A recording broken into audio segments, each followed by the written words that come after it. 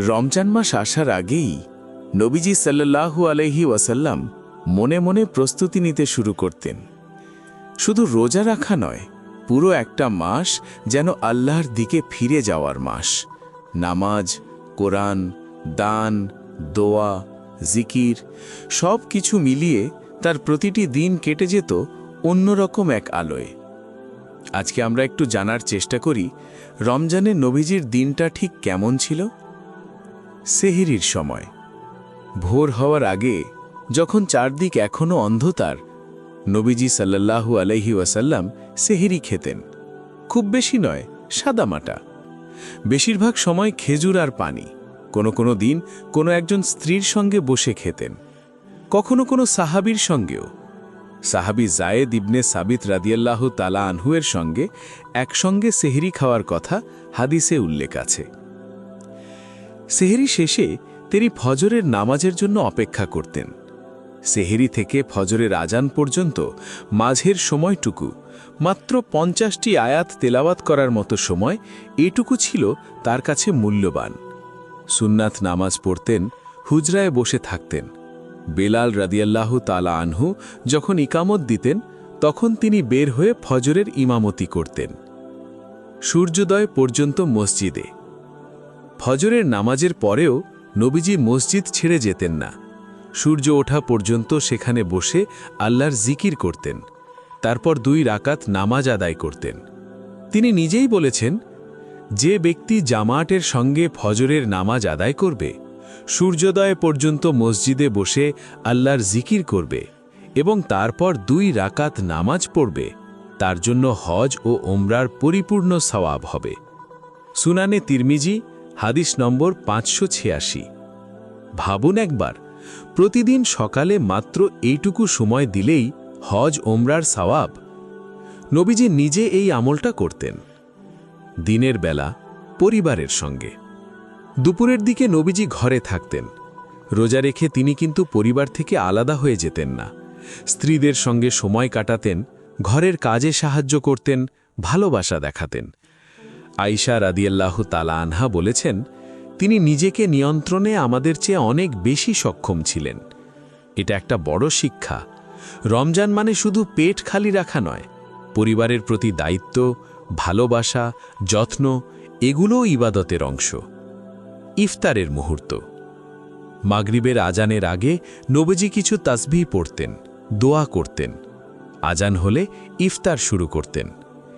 ইফতারে তিনি সবচেয়ে বেশি পছন্দ করতেন তাজা খেজুর। তাজা না পেলে শুকনো খেজুর, সেটাও না পেলে শুধু পানি দিয়ে ইফতার করতেন। আনাস ইবনে মালিক রাদিয়াল্লাহু তাআলা আনহু বলেন, নবীজি মাগরিবের নামাজের আগে কিছু তাজা খেজুর দিয়ে ইফতার করতেন। তাজা খেজুর না থাকলে শুকনো খেজুর, তা না থাকলে পানি পান করতেন। সুনানে তিরমিজি, হাদিস নম্বর 696। ইফতারের পর মাগরিবের ফরজ নামাজ আদায় করতেন। ঘরে ফিরে সুন্নাত পড়তেন, স্ত্রীদের সঙ্গ দিতেন। এরপর এশার নামাজের জন্য বের হতেন। তারাবি ও রাতের ইবাদত। এশার পর তারাবির নামাজ।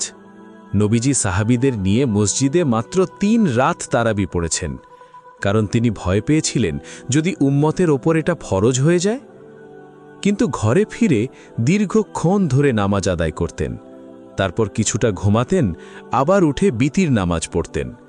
আয়েশা রাদিয়াল্লাহু তাআলা আনহা একদিন জিজ্ঞেস করলেন, ইয়া রাসূলাল্লাহ, বিতর পড়ার আগে কি আপনি ঘুমিয়ে পড়েন?